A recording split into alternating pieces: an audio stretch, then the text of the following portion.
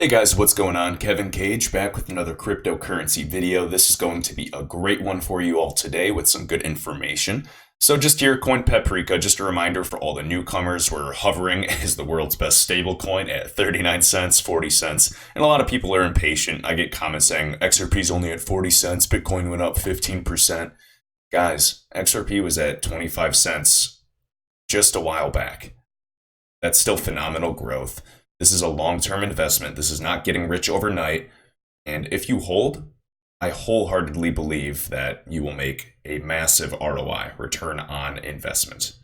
Not only just a return of your investment. But again, guys, not financial advice. This is my opinion, and a lot of people share the same opinion who have been around for years and years. And XRP is one of the most reliable and, in my opinion, the greatest digital asset that has ever lived.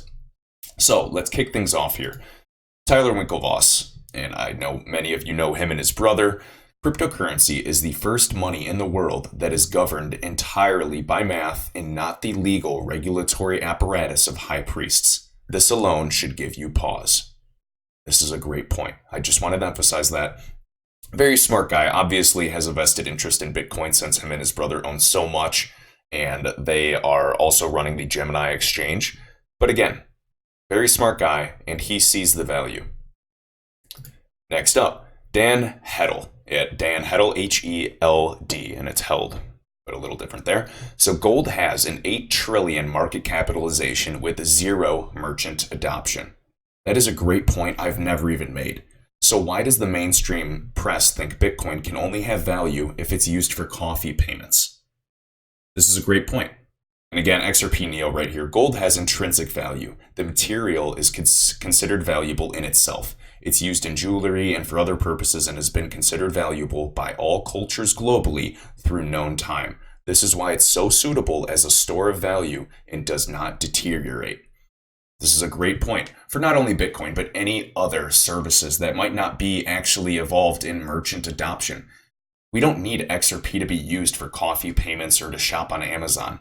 We are solving a multi-trillion, if not quadrillion dollar problem in terms of settlement and freeing that dormant capital. So I just want to emphasize that for me, the longest term and highest return on investment when it does succeed is XRP. Bitcoin, sure, as a store of value, absolutely. I think Bitcoin could reach in the trillions in terms of market capitalization. Remember in my previous videos, that does not mean that there are trillions and trillions of dollars actually in Bitcoin, but it's simply valued as that based on the order books.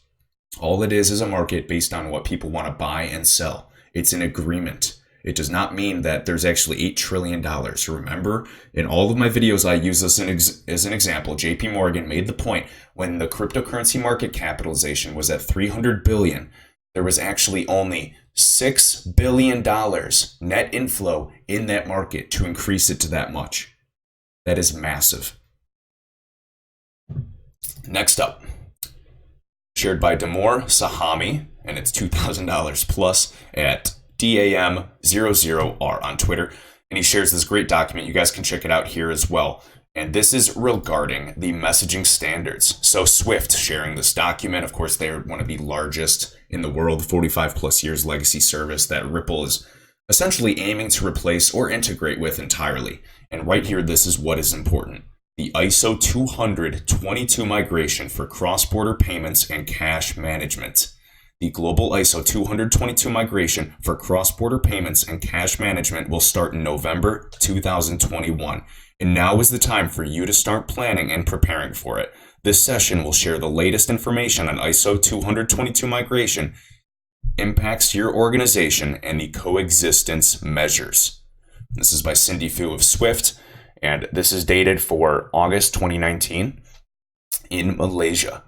So this is huge, guys. And for those of you that don't know, please go back and watch my previous videos based on this messaging standard. We are seeing global enablement, tongue twister, global enablement.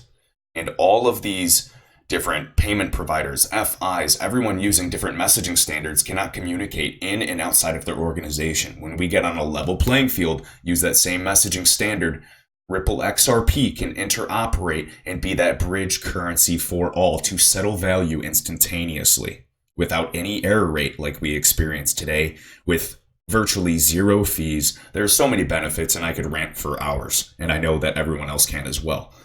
But I'm just kind of making this for the newcomers that don't necessarily understand why their XRP is not, $100 already. This is long game. For those of you that want to buy a small portion, set it, forget it, and wait. Could it happen tomorrow? Could it happen next year?